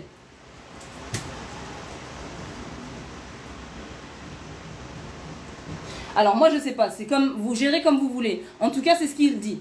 Très clairement pour lui, si jamais vous avez des choses dans votre emploi du temps qui ne sont ni urgentes ni importantes, c'est qu'elles ne sont pas forcément nécessaires et à ce moment-là vous pouvez supprimer carrément, vous n'êtes pas obligé de le faire. Soit c'est urgent et important, dans ces cas-là vous le faites tout de suite.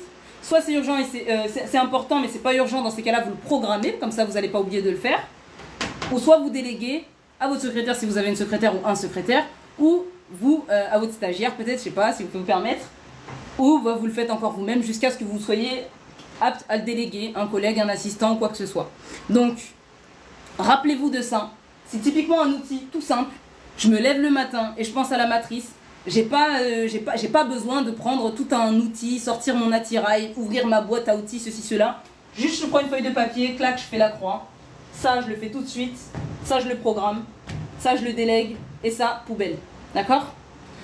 Est-ce que c'est clair pour vous ? Est-ce que c'est logique pour vous? Est-ce que c'est sensé pour vous? N'hésitez pas à liker, à me faire vos retours. Si vous avez des critiques qui puissent être constructives, n'hésitez pas. N'hésitez pas si vous avez des thématiques pour les autres sujets qui peuvent vous intéresser, parce que quand il y a des trucs qui reviennent beaucoup, je sais que les gens ont envie d'en parler. Et donc du coup, je fais des sujets en lien avec ce qui vous intéresse. Merci pour les retours. Merci pour les retours. S'il y a des questions aussi, je vais en profiter. Procrastination, c'est dans les cases pas urgents. Moins important, désolé, je sors. Non! Procrastination, le problème avec ça, c'est que c'est pas une tâche claire. Procrastiner, c'est pas une tâche. Dedans, c'est les tâches de ta journée qui doivent rentrer. Je suis en live quand? Je suis en live en général 2-3 fois par semaine.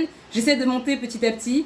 C'est très aléatoire parce que mon emploi du temps bouge énormément et donc du coup, il faudra voir. N'hésitez pas à vous abonner, comme je disais, comme ça vous êtes à l'affût. J'essaie de le mettre maintenant sur ma story. Et dès que j'aurai quelque chose de plus stable, j'hésiterai pas à vous le dire. En tout cas, c'est souvent vers ces eaux-là. Entre 18h, 18h30, 19h, 19h30, 20h. 20h30 parfois, mais en général, c'est dans ces eaux-là. Ouais. Procrastiner, en plus, c'est surtout la conséquence, c'est pas une action. On se lève pas le matin en se disant, tiens, je vais procrastiner. Enfin, j'espère pas en tout cas. Merci pour les retours. Merci beaucoup pour les retours. Oui, je parle vite. Je parle vite en effet. Tant que ça n'empêche pas de comprendre, ça va. Si jamais vous me dites que c'est incompréhensible, là, je pourrais peut-être prendre des mesures. Donc voilà, si vous avez des questions, n'hésitez pas. Comme je vous disais, la matrice d'Eisenhower, on n'est pas obligé de retenir le nom. Si vous voulez nourrir un peu votre culture générale, rappelez-vous que c'est un président des États-Unis qui a été retenu pour sa productivité. Et quand on lui a demandé, il a parlé de cette matrice-là. Comment je gère mon temps? D'abord, je fais ce qu'il y a de urgent et important.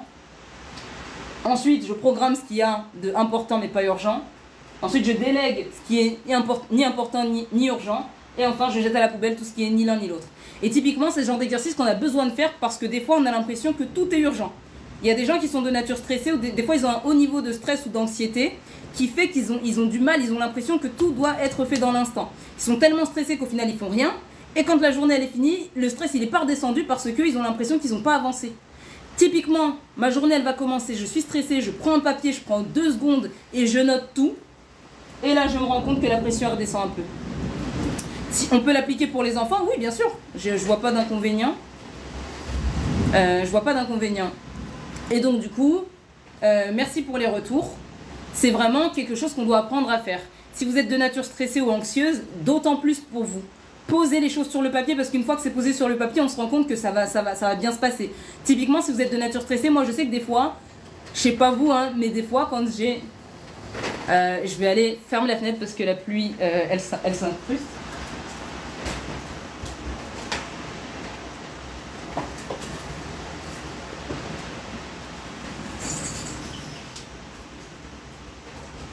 Désolée.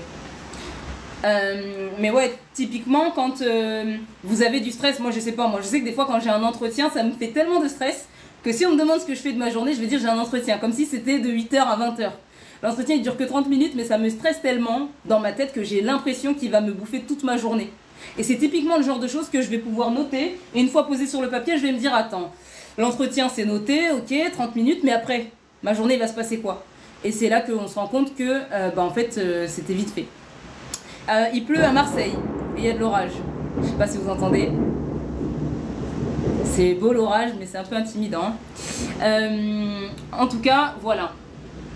Ah bah voilà, typiquement, voilà, il y a d'autres personnes, quand ils sont stressés, ils ont l'impression que, voilà, c'est genre, je sais pas, moi ça peut être, j'ai un date. Si j'ai un date, c'est le samedi soir, mais depuis le jeudi, je suis en train de stresser en me disant, oh mon date du samedi soir, mon date du samedi soir. Mais en fait, ça va juste être le samedi soir. Il reste toute la journée samedi, il reste tout le jeudi, tout le vendredi.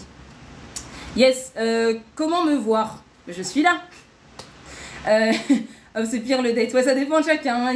Chacun a les choses qui gèrent de l'anxiété. Ouais, gros orage à Marseille. Hein. Ça dure depuis peut-être 15 heures. Et bientôt 20 heures et ça n'a pas l'air d'être prêt de s'arrêter. Donc, ouais, si vous êtes dans les environs, préparez-vous. Hein.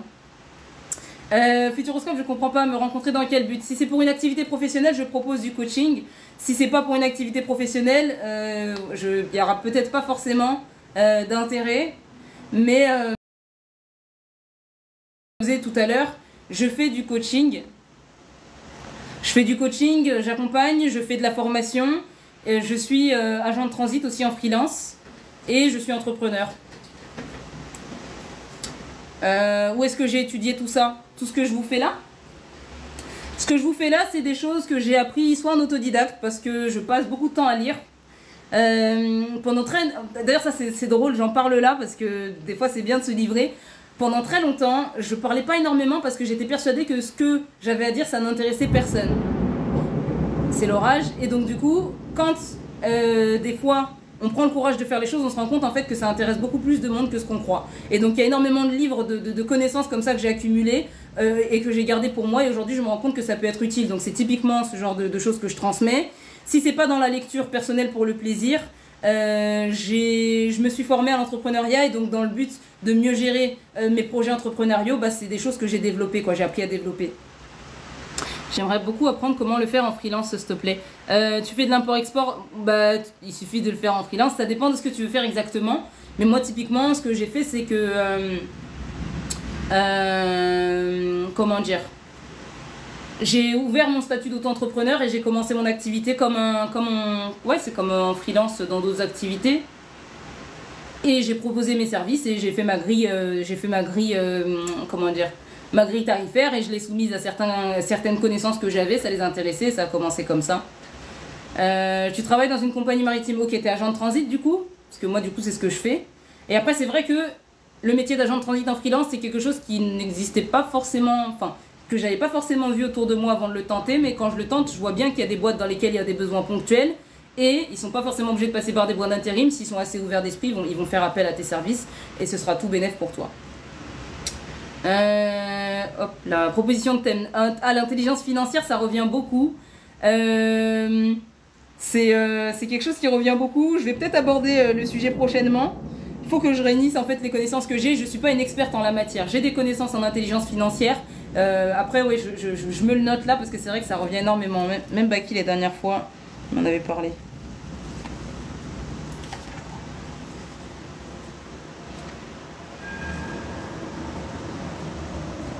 Et c'était quoi le nom? Napoléon. Merci en tout cas. Alors, en quoi ça consiste le métier d'agent de transit, j'imagine? Moi aussi j'ai fait un BTS en commerce international, j'ai fait une licence aussi en langue appliquée. Ça consiste en gérer, on va dire que toi tu es dans un pays A, on va dire que tu es au Liban. Moi je suis là à Marseille en France et tu vends, je sais pas moi, des tenues traditionnelles libanaises. Et comment tu vas, Sadio? Ça fait longtemps. On va dire que tu vends des tenues libanaises, moi je t'en achète un stock et je sais pas comment les faire venir du Liban à la France, je sais pas comment on fait. Toi non plus tu sais pas comment faire, et du coup tu vas faire appel à un transporteur, un transitaire, et en fait ce transitaire il va être expert dans le transport international de marchandises et il va s'occuper d'acheminer la marchandise depuis ton entrepôt du Liban jusqu'à mon entrepôt en France. Donc voilà, le transport international c'est des règles et donc ça se gère comme ça. Ça peut être du transport routier, ça peut être du transport maritime, ça peut être du transport par avion Et donc un agent de transit, c'est celui qui va gérer toute la partie administrative et toute l'organisation depuis le point de départ de ta marchandise jusqu'à l'arrivée dans l'entrepôt. Et donc voilà. Ça va, hein, franchement ça va, ça fait plaisir. Et les enfants, ça va. Bon, je vais pas m'étaler trop. Oui, c'est un métier très intéressant, un peu stressant sur les bords. Bon, selon la boîte dans laquelle on est, ça peut être stressant parce que du coup, ça implique d'être très réactif et de gérer les aléas du transport à l'international. Ça implique d'interagir avec les gens dans d'autres pays du monde. Ça c'est cool si on aime. Et du coup, ouais, c'est le métier que j'ai fait pendant de nombreuses années. Et au final, j'ai fini par le faire en freelance pour pouvoir avoir de la place pour faire les autres activités qui me tiennent beaucoup à cœur, comme la formation, le coaching, tout ça, tout ça. Donc voilà, pour ceux qui demandaient par rapport à mon parcours. Merci beaucoup pour les likes, merci pour la force. N'hésitez pas à vous abonner. Ouais, c'est un métier stressant un peu, ouais. Franchement, c'est un métier qu'il faut avoir une bonne résistance au stress pour pouvoir faire ce métier-là. Voilà, si vous avez d'autres questions, n'hésitez pas. N'hésitez pas à vous abonner, comme je vous ai dit. Des fois, je sais pas, des fois sur un coup de tête, il est 17h, je vais me dire tiens, dans 1 heure ou 1h30, je peux faire un live. Et donc du coup, ça peut être aléatoire. J'essaie de me tenir à 2 lives par semaine, mais ça peut être plus, ça peut être moins. C'est selon mon emploi du temps et comme je vous disais, mon emploi du temps, il est très fluctuant. Et c'est par rapport aux différentes activités, comme je vous ai évoqué, les différents projets que j'ai sur le côté. Et donc voilà. Si tu veux développer ton élocution comme moi, tu peux regarder mes vidéos. Si tu veux du coaching, tu peux me contacter en privé. Et tu peux aussi lire, tu peux faire plein de choses. Tu peux lire à voix haute, ça aide énormément. L'intelligence financière, yes, ce sujet il est attendu. En tout cas, ouais, je pense qu'il y a pas mal de choses à dire sur l'intelligence financière et vas-y, ce sera peut-être le prochain, mais il y a pas mal de gens qui m'ont parlé de la peur aussi, de comment faire lever les freins. Je vais voir. Merci à vous tous en tout cas, n'hésitez pas à vous abonner, n'hésitez pas à liker, n'hésitez pas à me faire vos retours. Voilà, je m'étais dit jusqu'à 20h, il reste encore un peu de temps. Donc, je vais peut-être récapituler ce que je vous ai dit là. Donc, optimiser son temps, rappelez-vous. Dans la première partie du live, on a parlé des différentes formes de temps que Fabien Olicard avait évoqué dans son livre. On a parlé du temps obligatoire, donc du temps qu'on passe à faire de l'argent. On a parlé du temps perso, donc du temps qu'on passe à faire des trucs qu'on ne nous a pas imposés mais qui nous font du bien. On a parlé du temps pour soi, donc du temps qui nous nourrit soit le corps, soit l'esprit ou soit l'âme. On a parlé du temps obligatoire, du temps qu'on passe à faire des choses qui sont indispensables pour notre survie, donc manger, voilà, dormir, faire le ménage, aller faire des courses, tout ça. Et on a parlé aussi du temps perdu, du non-temps. Et donc plus vous prenez conscience de votre temps perdu ou de la manière dont vous faites aménager votre temps, et plus vous optimisez en fait vos choix de vie. Donc prenez conscience de la manière dont vous déposez votre temps. Ne vous dites pas c'est pas facile, j'ai pas le temps. Soyez dans le concret. Si vous me dites j'ai pas le temps, j'ai envie de vous demander combien de temps concrètement tu passes à faire chacune de tes actions. Et là, quand je te montre sur le papier, c'est là qu'on se rend compte en fait que si tu as le temps. Donc faites attention aux mots que vous utilisez et quand vous dites j'ai pas le temps, prenez conscience de la profondeur qu'il y a dedans. C'est pas j'ai pas le temps, c'est je n'accorde pas mon temps à ça.